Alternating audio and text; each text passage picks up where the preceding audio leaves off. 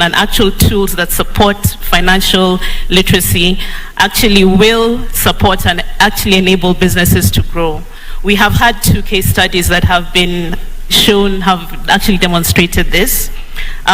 We had, in the past years, a pilot program called Record Keeping, and Record Keeping digital application. And I'll talk about 2 beneficiaries of this program. This was a beta test that we did. One of them is feeding, a business that does animal feeds, right? And this is a high net worth business. I'm talking about revenues of about 100 million shillings a month on average. And another is one who had a cosmetic store in one of the malls here in Nairobi. So the benefits that we saw was that in 2 main things, stock intelligence, where our cosmetics founder was able to really understand what she needs to stock and intelligently, in a short time, figure out what's working for her in her business, other than just going about it with a blanket approach, due to data insights that she was able to collect. And for our stock management case, she was able to actually understand how to restock and how to produce in time to be able to sell and be efficient in her operations, managing her costs, but at the same time being able to meet the supply and the demand from the customers. So some of the applications that we see in the space, I think, in terms of access to market and leveraging also on, for example, if you're looking at agribusiness, could be DigiFarm. Of course, this is quite popular, and other linkage tools such as Trigger and Soko Fresh in the industry.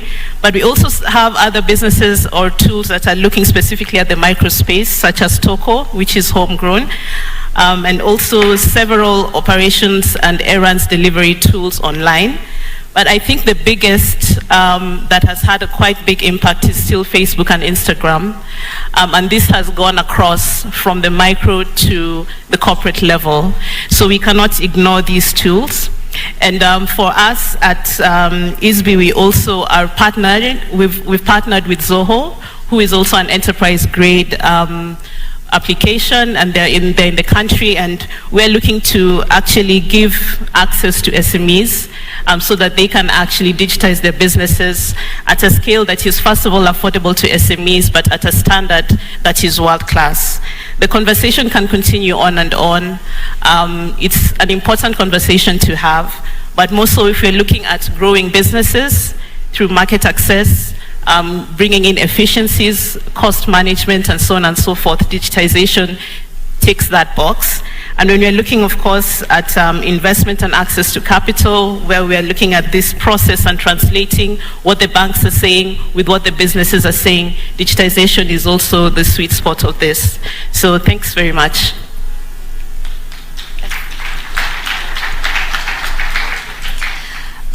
Thank you so much for having me. I'm Angela Karaoke, owner and proprietor of Angie's Closet. Angie's Closet is a retail business in the clothing industry. I'm a fashion stylist that was formed and has been operating in the digital space for the last 6 years. So digitization is a topic that is really close to my heart. It's my way of life. And just in case you're wondering why we are holding hard papers and you're talking digitization, it's because we are a sandwich generation. We've been raised the analog way, but we are adapting the digital way. So we have to balance the two, but you're learning and adapting very fast. So use of digitization in developing and improving business skills. I will talk from a very personal perspective. My business has been in the digital space, to be specific, Facebook and Instagram. And one of the skills that I've come to learn is on marketing and advertisement. There's a lot of that we do. We post a lot of photos, we make a lot of videos and post them. We've learned how to post, when to post, how to target the audience so that we get our goods to the right clientele. So we've learned a lot of marketing and advertisement. We've also done a lot of staff recruitment online. I've gotten all my staff online. I just post, I'm looking to hire this and that, and I get to shortlist from the applications I get. It's an easier tool of doing business. Then I get to train, still learning from Google on what specifics that I need. We have something called branding that most businesses need to adapt because it goes a long way. A business that has a brand is more than a business. It's able to scale much faster. So I've learned to do a lot of branding.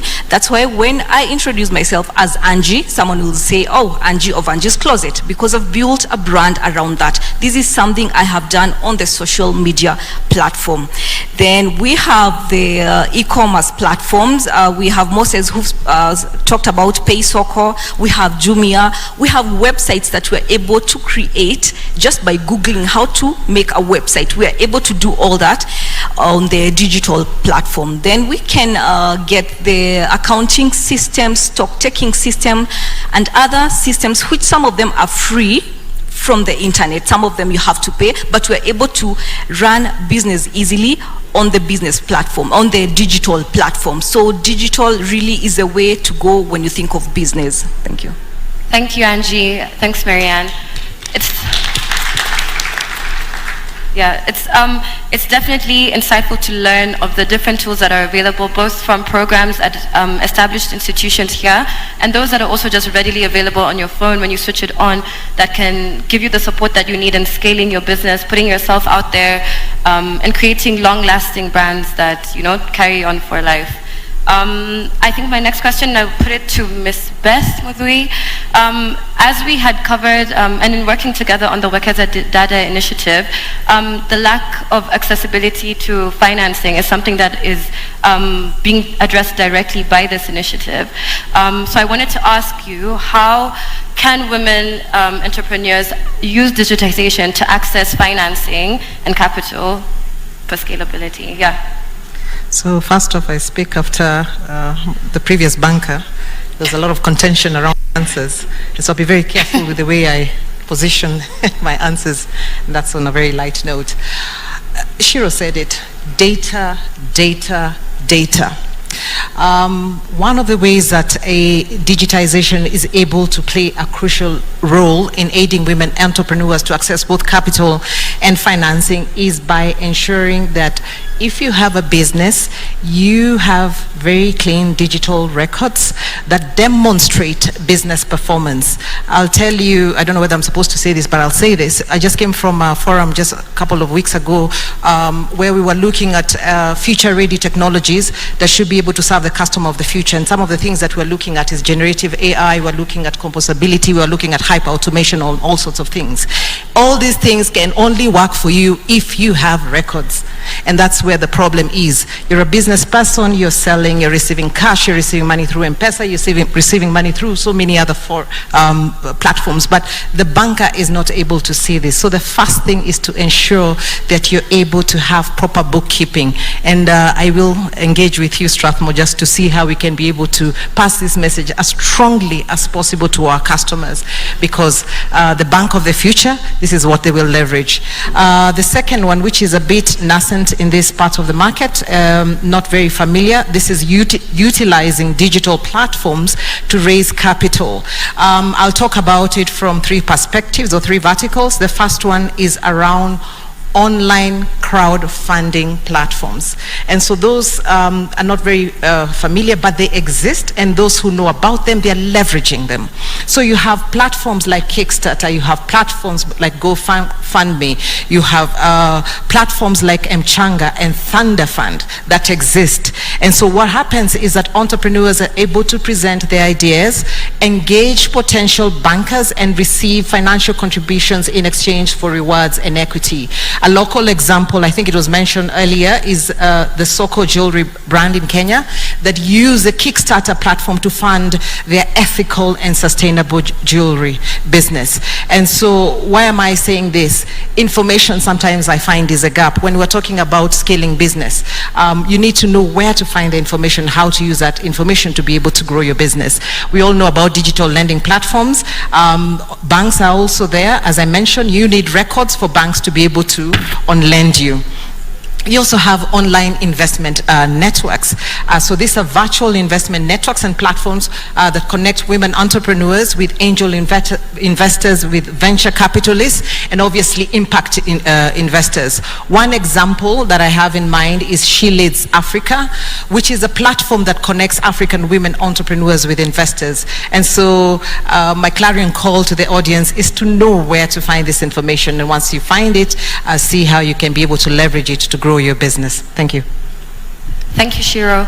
And Marianne, just very quickly on from that, how can digitization or the inclusion of digitization in a business model also, enable a company to access funding from investors? Is that something that is typically done, or is that something that you've seen success with? Well, to pick up from what Beth says, am I here? It's very critical to understand where the world, not only where the world is, but where the world is going. And not having digital records excludes you clearly from the general economy. So, when we talk about this translation of the language between how the SME is talking and how the bank is talking, digitization can definitely create that intermediary, and digital records can create that level playing field where the entrepreneur really understands what they need to accomplish, and the bank also understands what the entrepreneur is actually doing. But this data needs to be reliable, and this is where the digital tools come in, right? And there are various opportunities. This has already been mentioned in terms of standardizing credit scores. I think it's a loose term if you think about it theoretically, but when it comes to actually SMEs understanding what's happening, we need to bring it to a level where we contextualize what's really happening in our SME businesses and what we're trying to actually implement when it comes to credit scoring. So for me, this digitization is clearly the shortest, most efficient way where we can leverage on tools and technologies, as has already been mentioned, AI, and this is not something that every entrepreneur needs to learn. These are things that work in the background. But then if you're looking at bookkeeping applications, point of sale systems, and so on and so forth, that actually contextualize to the statutory requirements and to our legal networks here, our legal expectations here for businesses in Kenya, then it makes sense, and it's the quickest way to reach the most businesses, and it also creates the opportunity for growth. I'd like to really just talk about one other thing, again, from academia. Maybe some people may think that we want everyone to learn how to be an accountant, but that's far from the truth. We understand that there's a share of, and we recognize that new competence is required for digitization, and which is what is the biggest barrier to entry for SMEs within the digital space. However, in as much as this new competence is demanded, the opportunity is so huge that it supersedes non-participation, right? So in the same way we all learned how to use M-Pesa, right? We all know how to make a phone call, and most of us know how to chat on WhatsApp, just to mention. These things are reachable within our reach, and mobility and mobile technologies and internet access, mobile internet access, creates this platform to enable all the digital players to come in to give access to the SMEs. So again, the opportunity is there to kind of have that common ground of the language that the financiers understand, but also to be able to understand what's really happening within our SME businesses, and digitization really is the solution. Thank you. Thanks, Marianne. Shiro, if I could come back to you, and just really interestingly hearing the story of Anjiru and how you were able to stay afloat during COVID, and give the workers something to come to every day and really enhance their standard of living through one of the most uncertain times that we've faced as a globe. How can women-owned businesses, and particularly yours, or how have you ensured inclusivity and diversity in the digital strategies that you've implemented, and the decision-making processes as well internally, how you've been able to use digital tools in doing so?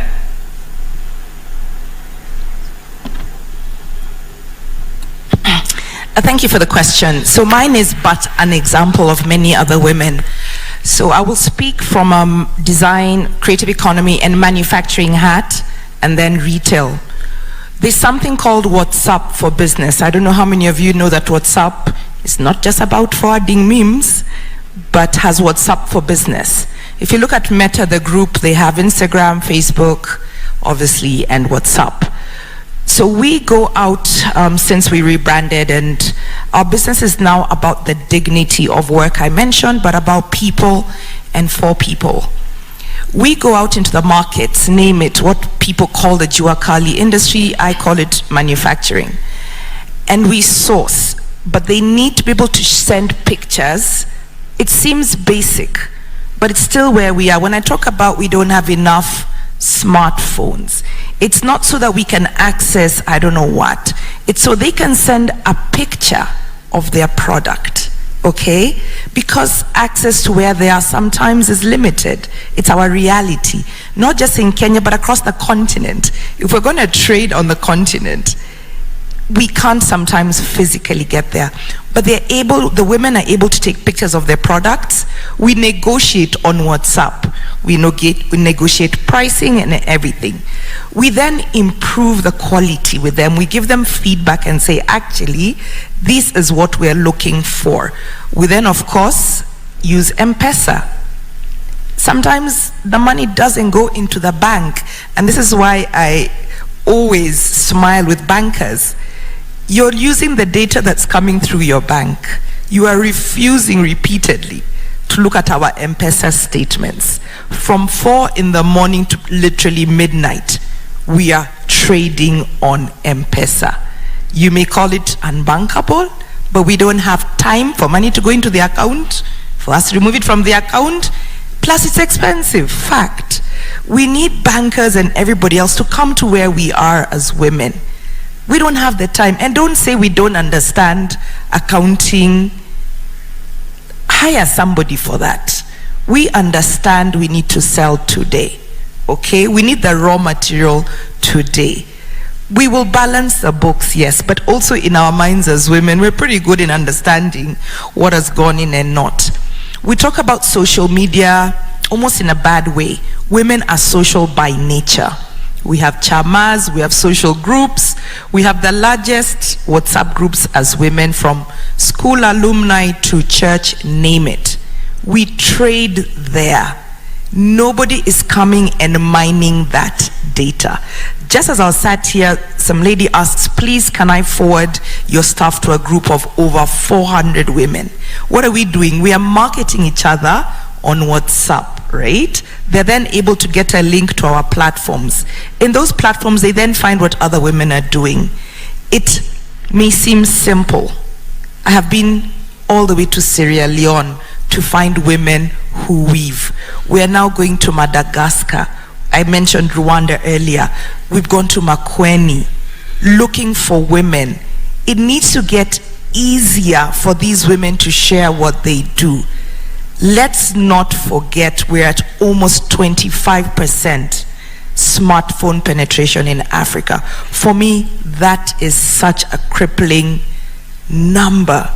We can do all the education possible, but these women can't access a market. They can't grow, we can't grow good people. When we talk about tech, there's at AI level all the good stuff, but there's no point in me having a website if I actually don't have product to sell. Why don't I have product to sell? Because the women who are making these amazing products don't have enough raw material or access to us. Let's honestly simplify it, please. There's a role for tech, but it needs to enable us to do certain things as women entrepreneurs. Like I said, that's my experience as a woman in manufacturing who does have the ability to, again, sell to Madam Sally here. But if she then asks me for 10,000 pieces, I will turn it down. And unfortunately, the women cannot make the 10,000 pieces. Not that they can't physically. They can't access many other things. So as we have this conversation, please let's not have it in silo. Let's have it in collaboration and in tandem with what is available for women to make, but more importantly, what is the market asking for? Dear government, you are our market as well. Kindly show us that you support these women in that way. Technologies are there, the banks are there, the groups are there, but they need market. We will not know if they don't exist if we're not connected to them as well. Thank you, Shiro.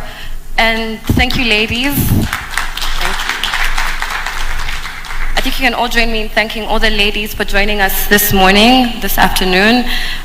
We really appreciate the knowledge that you've been able to share, your experiences. We don't take it for granted to have 4 very dynamic, very diverse, very successful women imparting useful knowledge on us.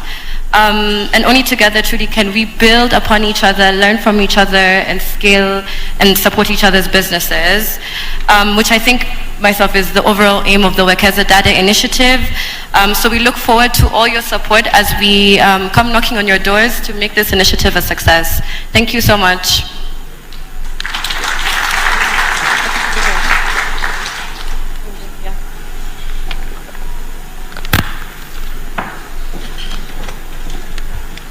All right, thank you so much, Catherine, and thank you so much to all our panelists who absolutely gave us deep insight on that particular conversation. And let me just say the fashion that was right here, the shoe game, my goodness. But anyway, we need to proceed to the unveiling of Wekeza Dada, and for that particular part of this event, allow me to welcome my sister from TV47, who's also a Gen Z. A huge round of applause for Flora Lemuki.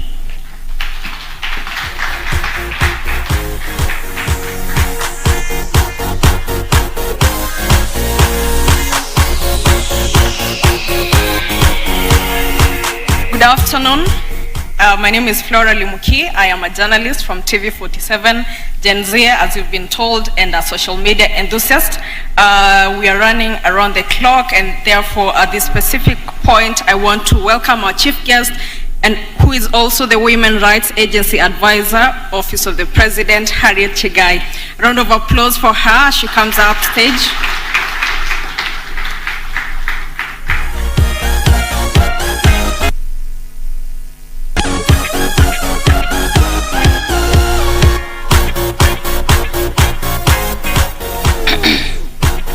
Wow, don't we all feel knowledgeable today? Good afternoon, everybody. You know, when I was invited to this session, I thought I'll only see women. But the truth of the matter is, we are all here.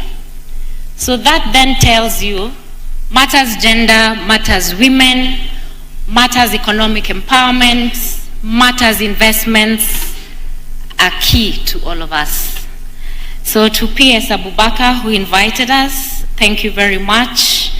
I've seen PS Veronica Nduva around, PS Muhwana, CEO Ken Invest, for those who are doubting government in terms of mentoring the young people. She's a true definition of the young within the executive banner. We also have our development partners. I have also seen the chair of Ken Invest is here, the board of directors, and my good friend, Governor Sang, all the way from Nandi County. Ladies and gentlemen, once I had this discussion with my governor, and I told him, women need to be economically empowered, and we need to move the discussion from women economic empowerment to women economic empowerment and investment. He told me, but women are the rich ones. You're the ones with the money. And I said, no. The data that we have says it differently.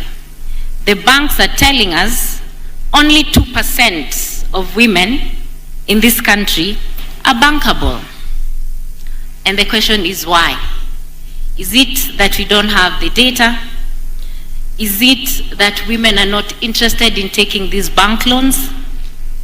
Is it that we don't have the platforms where women can leverage and have the same competitive advantage with our male counterparts. And it left me thinking that in most cases, really, it's about information. Do we have this information? You've had the bankers here. They've talked about their forums and the activities and the plans they have and put in place for women or for their affirmative action. And the question I've always asked the banks, who is sitting with this information? Where is this information? How many know? And a good example is the affirmative action funds. I'm glad to see SBM here, but I would have loved to see all the banks in this hall. We have about 5 banks that have signed into the AFAWA, or rather the ADB Bank Affirmative Action Fund. And we are talking about $5 billion bank guarantee for MSMEs. I was hoping the PS will be here. But who knows that these funds are there? How have we retooled and created platforms for women to access these funds? And for the government, as always, the government is willing to support and put in place all measures that will ensure that women MSMEs are leveraged.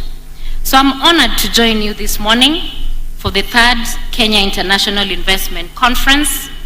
Wekeza Dada initiative and its team's leadership is to be commended for convening such a monumental conference, bringing the attention of the world to a path-breaking pursuit to advance the role of digitization in enhancing inclusion of women in trade and investment.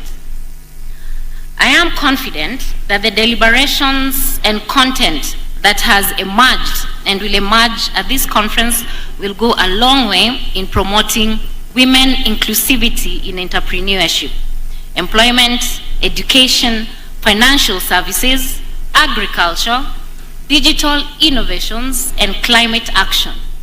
It is certain that a fruitful dialogue among stakeholders, academia, industry experts, bankers, government, and other key supporters of technology in enhancing women in trade and investment and entrepreneurship.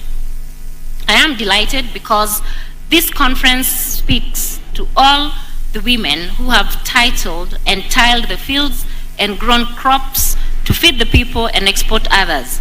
Those who have toiled in tea plucking, textile and garment, in ICT, within the executive offices, and those who are in retail services, better still known as Mama Mboga, or are part of the web of micro, small, medium, and macro entrepreneurs, because it is out of their collective or singular efforts that the country's economy has gained so much.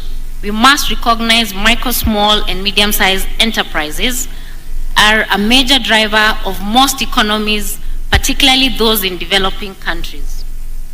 Women-led innovations and technology entrepreneurship aligns with the need for diversity in the tech and for more opportunities for women to develop their entrepreneurial and leadership excellence. These initiatives focus on immersive learning, mentorship and coaching, building and growing Africa's next iconic startups, taking on the continent's most relevant challenges and opportunities with the support of seed capital. In Kenya, the results of the 2019 Fin Access Household Survey revealed formal financial inclusion has risen to about 82.9%, up from 26.7% in 2006, while complete exclusion has narrowed to 11% from 41.3% in 2006, and thanks to the mobile money.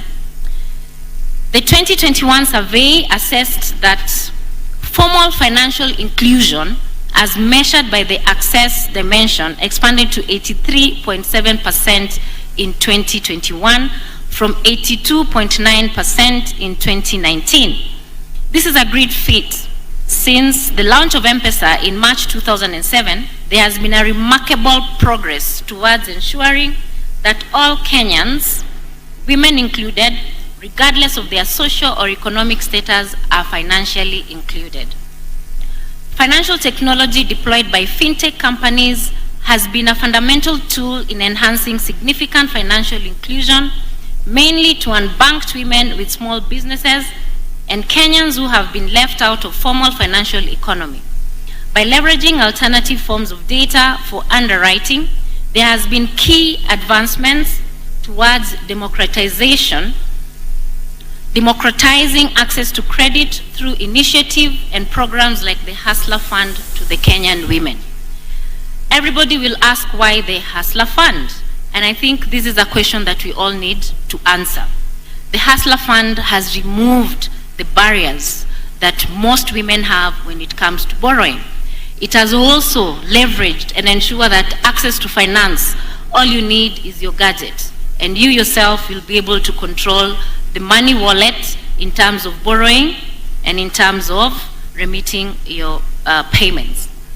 Agenda 2063 of the African Union is founded on the conviction that the people of Africa are the architects of the continent's sustainable development and are therefore essential to achieving it.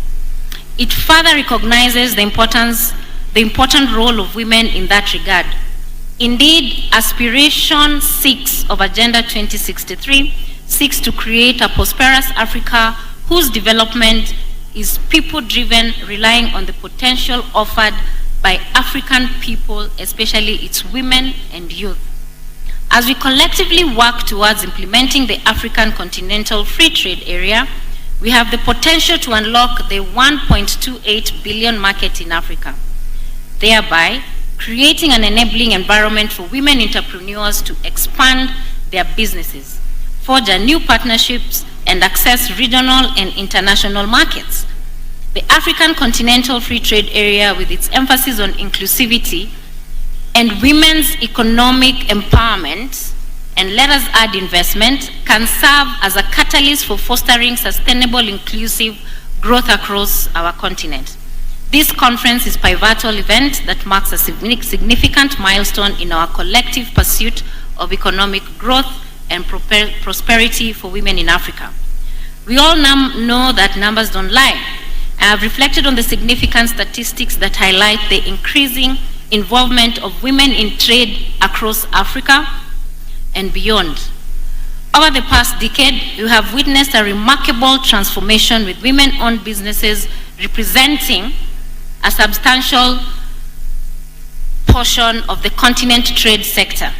According to recent data, women entrepreneurs make up to nearly 40% of Africa's business owners, and their contribution to GDP is estimated to about $20 billion biannually. Women constitute a substantive portion of the African workforce, with over 50% engaged in various economic activity. The question is, how do we position women-owned businesses? How do we make them access funds? How is it then, and how can they retail, and how can they be trained or coached on financial literacy for them to be able to leverage not only to do business, but how they expense their finances as well? Ladies and gentlemen, as government, we continue to focus on the development of the ICT sector through ensuring we have in place enabling policy, legislative and institutional framework, investments in reliable and accessible of ICT's infrastructure by promoting the growth and development of the sector through continuous skills development and capacity building. We must get women into the fintech space. Currently, we are within the e-mobility discussions, the cryptocurrency, artificial intelligence. Where are the women? How have we positioned women and their businesses to leverage and fit into these spaces? Women-led businesses are important contributors to the global economy, especially in developing countries like Kenya, where SMEs are estimated to generate about 70% of jobs and 40% of economic growth. According to CNN and BBC and the Telegraph UK, many women-owned businesses have mushroomed post-COVID and there is realization that recovery from COVID-19 is impossible without the women recovering. Can I hear an amen? However, we must acknowledge the challenges faced by women in trade in Africa. The situation of women-owned MSMEs globally is complex and varied, with significant regional and country-level differences. Despite the progress made and efforts to promote entrepreneurship and support women-owned businesses, there are still significant barriers and challenges that hinder their growth and successes. Women continue to encounter various obstacles that hinder their full participation in socio-economic activities and decisions thereof.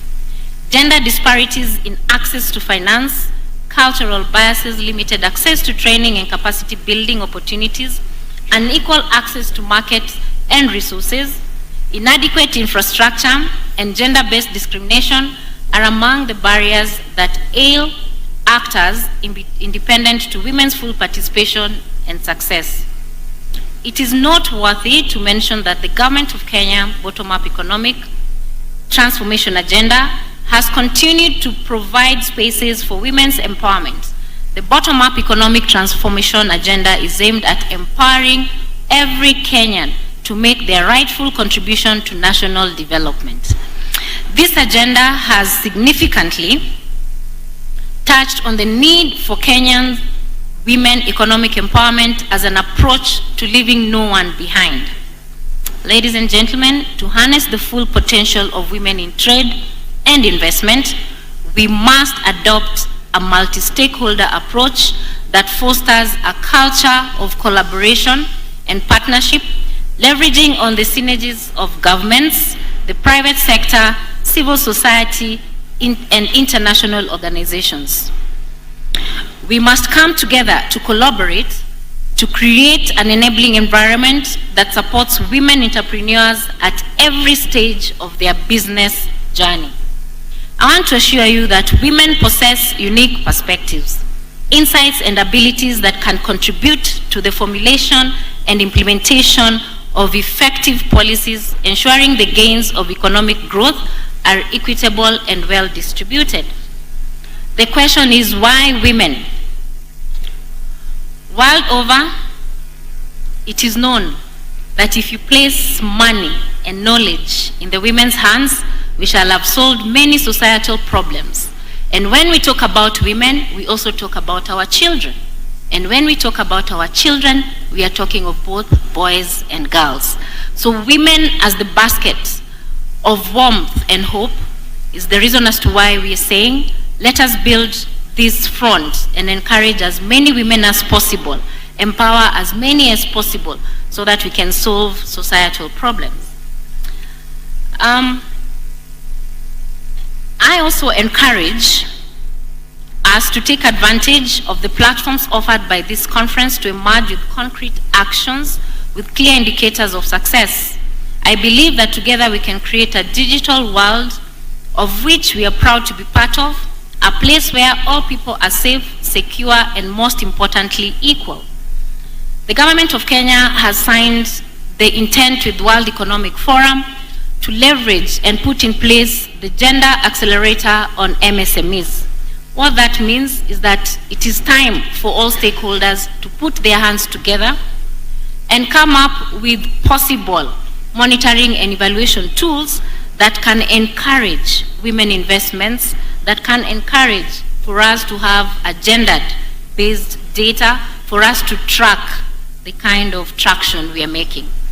We must embrace technology. We must be very disruptive and at the same time very attractive. We must be deliberate to make the changes that we want. We must accelerate our programs and ensure that even as we have these discussions, it doesn't end here. Even as we put policies in place, can we translate the policies into law?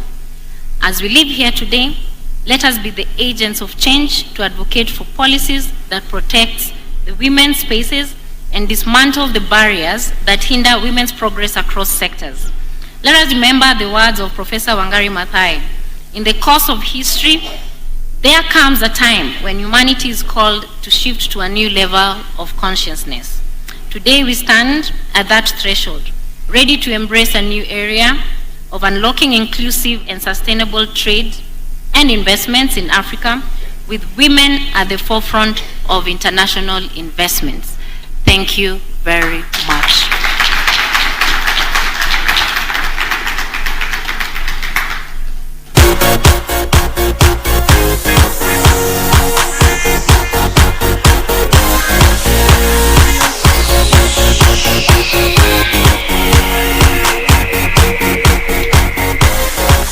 Thank you so much for that informative speech.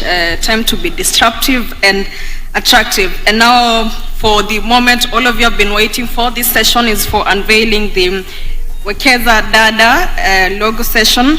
And remember, this is an initiative that will help women move from traders to being investors, while also incorporating the changing world technologically and paradigm shift to the digital world. And as we strive to achieve the SDG 5, which encompasses achieving gender equality, empowerment of all women and girls. And at this moment, allow me to welcome these ladies up here so that we can unveil. Salima Hihu, Chairperson, Can Invest. June Achepkemei, CEO, Can Invest. And Harriet Chigai, Women Rights Agency Advisor, Office of the President. Be upstanding. Give them a round of applause as they come up stage.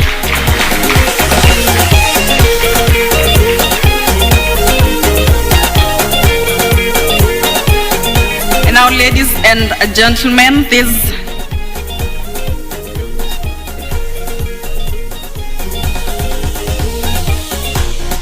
and I'm told also the committee kindly join us.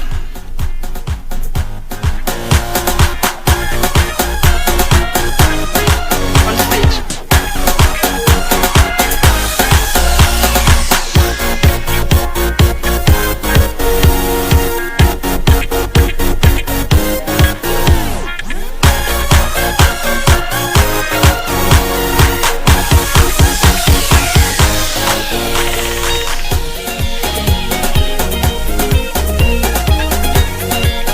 So, ladies and gentlemen, I think it's best if we stand so that even as the DJ gives us that number, we're able to dance while at it.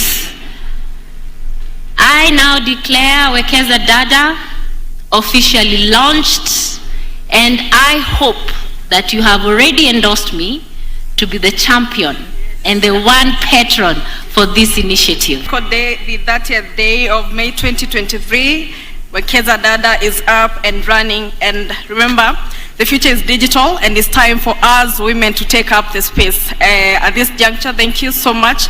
This session comes to an end at this point. I've been your host for this session, Flora Limuki, and it's my absolute honor to now invite Miano Mushiri to take us through the next session.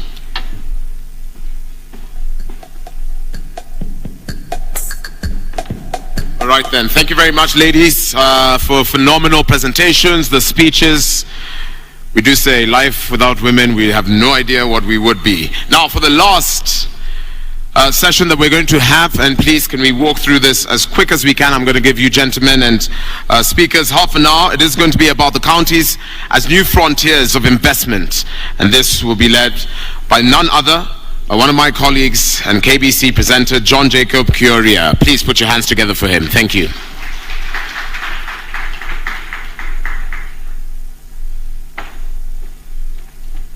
Good afternoon. Good afternoon, ladies and gentlemen. Give me some life. Good afternoon. You're well? Fantastic. I promise I'm going to use just about half an hour, and we'll be done with the program and the conclusion of this 3-day event. We're going to be discussing the counties as new frontiers of investment, and also focusing on the role of regional blocks. Very quickly, we have the Lake Region Economic Block in Kenya, North Rift, Frontier Counties Development Council, Jumuiya ya Counties za Pwani, Southeastern Kenya, Mount Kenya, and Aberdares. Ladies and gentlemen, a round of applause for Dr. Gainmore Zainamwe, the Director, Intra-African Trade Initiative, Afrexim Bank. Makofi kwake. Tumpigie makofi mazuri tafadhali. A good applause for Dr. Gainmore.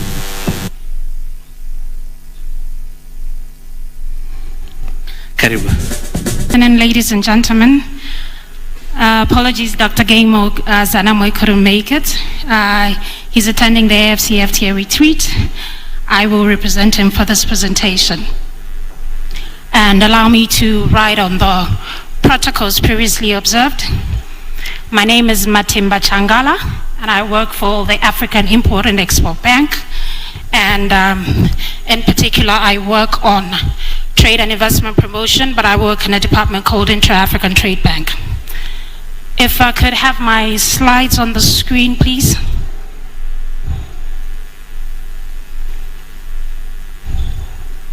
Okay, while the slides come up, I'll start with the presentation. I'm conscious that we have got limited time. So, Africa Import and Export Bank is a multilateral Pan-African institution. We are headquartered in Cairo, Egypt. We've got 5 regional branches. We've got a branch that is servicing the East African community in Uganda. We have an office in Harare for Southern Africa. We have an office in Cameroon, an office in Abuja, and an office in Ivory Coast to service the the Francophone West Africa. We are a wholly owned bank by the African governments. Our major shareholders are African governments, so we are a bank that is truly African. It's owned by all of us as Africans. And we have currently about 52 members on the African continent. So all the African governments are members of this bank, with the exception of 2. That is, we are yet to get Somalia. We're almost getting Somalia to be a member of the bank, as well as Libya. Those are the only 2 countries that are not yet members of the bank. So as a bank, our focus in terms of our strategic focus for the next 5 years is really on promoting intra-African trade and AFCFTA implementation. This we consider the arrowhead of our strategy and the major reason for existence. So we have a very strategic relationship with the AFCFTA Secretariat. Basically, we identify what are the challenges to trade, and we develop products and services that are aimed at addressing the challenges to doing trade within the African continent. In addition to that, we also have the mandate, or we are focusing on industrialization and export development. With the focus on intra-Africa trade, we generally define intra-Africa trade as trade amongst and between African countries, but we've extended that definition to include SMEs, to include the African diaspora, because we understand the importance of the African diaspora in terms of their contribution to bringing in remittances, investments, and their potential to invest in and trade with the African continent. And to support intra-African trade, we have a number of facilities, financing facilities that the bank has developed to support intra-African trade and ensure that we are trading more as Africans and doing more business on the trade and investment angle in Africa. So just to highlight some of those financing instruments, we have a lot of them, but I'll highlight the ones that are relevant, especially I know that this session is for the county governments, so we tried and tailored our presentation to the products and services that will be most beneficial to them. So we have a facility that we call a global facility. Now this is a facility where we've identified some of the big multinationals on the African continent, and we have a dedicated funding for them. And the rationale is that we would like to increase what we call African direct investment, African companies investing in fellow African countries. And the reason we're supporting that is we know that African direct investment has a dual benefit to Africa, from the source country as well as the recipient country. And just to highlight that, as part of our partnership with KenInvest, we worked with them to bring some of our intra-African champions, those multinational companies whom we have a relationship with, to bring them to this conference and explore the investment opportunities that are in Kenya and of course that are available in the counties. We have an investment finance facility, which is basically a facility that we offer to investors that are looking to invest on the African continent. So we have a dedicated facility for that. And then we offer guarantees as well. And also we offer contracting related guarantees. We have Maybe just to highlight, we also have other finance facilities that are related to marine facilities, fleet facilities, basically trying to promote logistics and transportation of goods and services across the African continent. And just let me highlight that we also have a facility that is aimed at bringing a lot of the ideas that are coming in from the SMEs, from the businesses, from the counties to bankability. So we have a dedicated facility which we call the Project Preparation Facility. And what that one does is that if you have an idea, a concept that maybe a county is thinking of developing an export promotion processing zone as an example, you have the land, we have a facility that will allow you to do a feasibility study that will ensure that you are able to then seek equity or debt for that particular investment.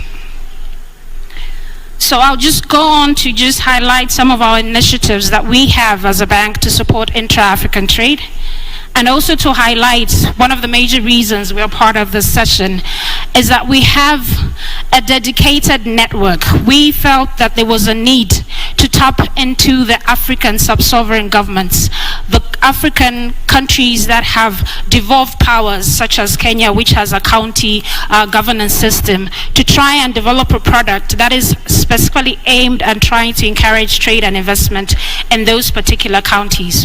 So what we've done for this under this particular initiative is that we've had at our first trade fair in 2021, we held an African Sub-Sovereigns Governance Network Forum, which was hosted by the KwaZulu-Natal province, and we brought together the various sub-sovereigns in Africa under one platform to create a platform for peer learning, for dialogue, for information sharing, all in a bid to try and encourage conversations around how can we bring investment and trade down to the county levels, and what kind of products should we be promoting to ensure that the trade and the investment trickles not only to all parts of Africa.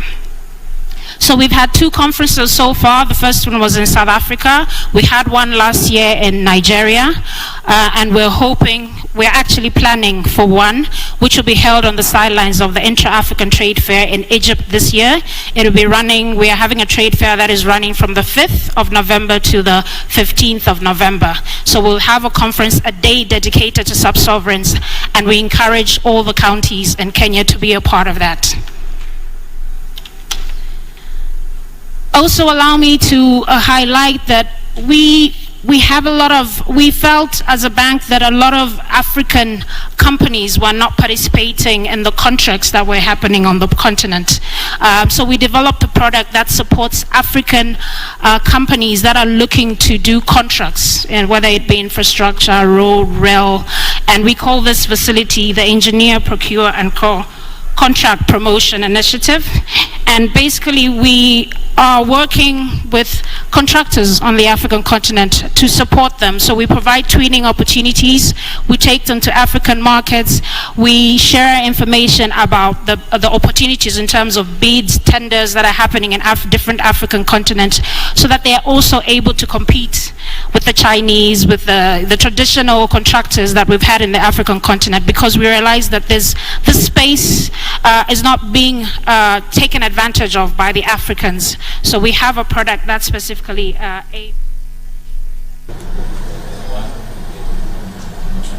That is our very own John Jacob Kioria talking about counties as the new frontiers for trade. We are still at the Kenya International Investment Conference, which was running from the 29th. Now it is the 31st of May. We have had a very nice 3 days where various businesses have been conversing. Private sector players from all over the continent have been here. 100 of the biggest companies in Africa, 54 trade ministers, and 2,000 delegates. Of course, there was also the session for Wekeza Dada, where a lot of women who are in investment and trade were talking about how they're going to expand their businesses, and they were networking, and they were thinking about how they can connect with businesses not only in the African continent but also out throughout the globe.